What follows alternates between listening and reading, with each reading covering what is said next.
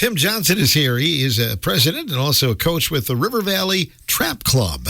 And we've got a special event coming up in our area in just a little while. So, Tim, seems like we just did this. You were here a year ago promoting your event. Yeah, Phil, time flies like everybody else. Last year we did we call it a mentor shoot. So we acknowledged veterans last year.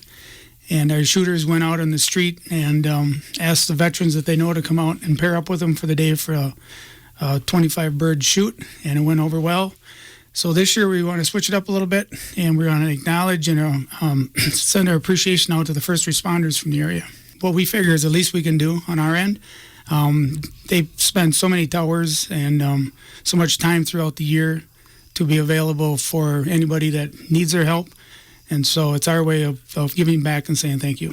Tell me about this year's River Valley Trap team, your club, and how it's looking this year. We've got a nice team this year. We got like 65 shooters registered.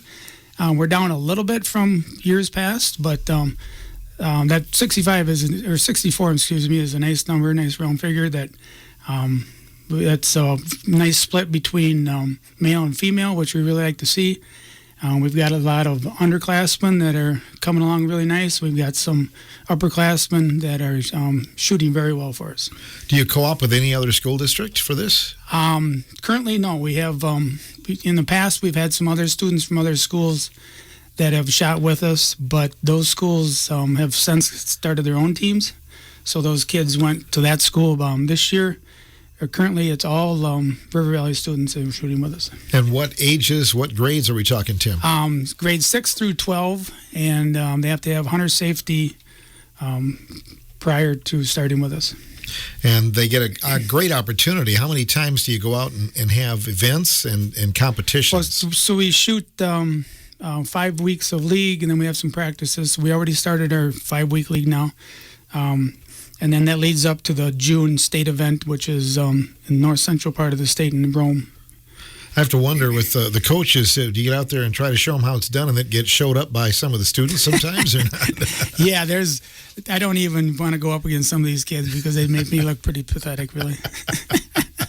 With the success you've had with the trap team, Tim, it probably sells itself when you're going out and looking for sponsorship, doesn't it? Yeah, it does. It's like any major sport. It's easy to recruit when you're when you're at the top.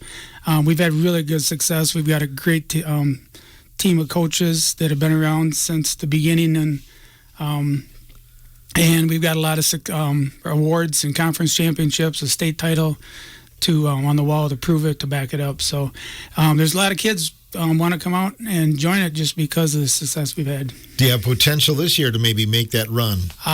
We have a very strong potential to run for that conference championship again. And after seeing the last couple of weeks of what some of these upperclassmen are shooting, we've got a legit shot at that state title again. I really do think. Tell me about how this will work on the 10th of May and how students are going to be reaching out. So, yeah, Sunday, May 10th is our, like I say, first responder event. We've asked our kids to reach out to any first responders in our area that they may know that they would like to pair up against and shoot. The club is covering the cost of the birds, the clays, and then it's the shooter's responsibility for the 25 shells.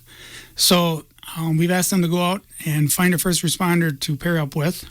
If for some reason you're listening to this and you are a first responder and you don't get asked by a shooter, by all means, you're still welcome to come out and shoot. I ask that you reach out to me by May 3rd, and Phil can give you my number later, but I will pair you up with somebody for that day if you want to shoot and don't get asked. It's by all means, don't feel that you can't participate if you don't get asked.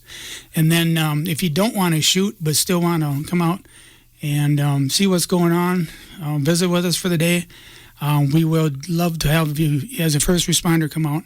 We're going to recognize you and say our appreciation by offering you free soda, chips, and a free sandwich that day. And just as a thank you for what you've done for us. Now, that's a great thing. What if the same first responder gets asked by multiple kids? I suppose that could happen too, right, or not? It could. I guess maybe they reach over and grab their buddy and say, okay, I've been asked, and if somebody wants to shoot with me, how about they shoot with you? So I don't want to have anybody feel that they are not welcome at the event. So how does it work then that day? How many rounds do you go then? So each student and each mentor would shoot 25 rounds. And then I'll have some Culver's gift cards for the top 3 teams for scores. In the past, we've had anywhere from 12 to 20-some teams. So it's some nice numbers. And like I say, the more that show up, the more we like it. What is the time frame on the 10th? We hope to start shooting by about 11 a.m. So if you could be there by, say, 10:30, quarter to 11, and be ready to roll by 11, we should be. Usually we're everything wrapped up and out of there by about 1 p.m. that afternoon. How do we get to the Spring Green Rod and Gun Club?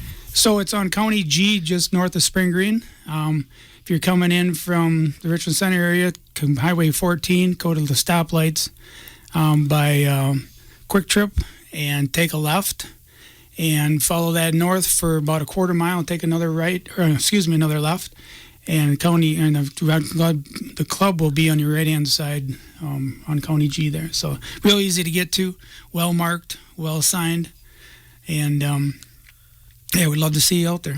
The club, I know you do a lot for kids, but you mentioned buying the clays. That runs into a little bit of money, doesn't it? Yeah, it does. Our kids have been very fortunate in the past few years that we have a lot of corporate sponsorship that step up. And I believe this is the 3rd year now that we're able to offset all the clay costs for each student.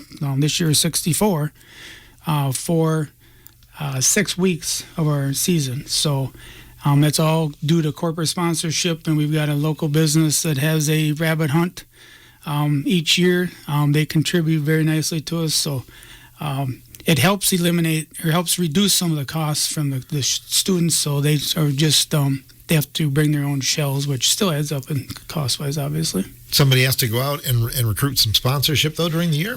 We have a little bit, but kind of like the same format with the kids. They all want to step up, and they all see what we're doing for these young adults, and they all think it's a great benefit to the area, and so they want to be a part of it. So it makes it really easy on our part. How long have you had a trap team at River Valley? I believe it was.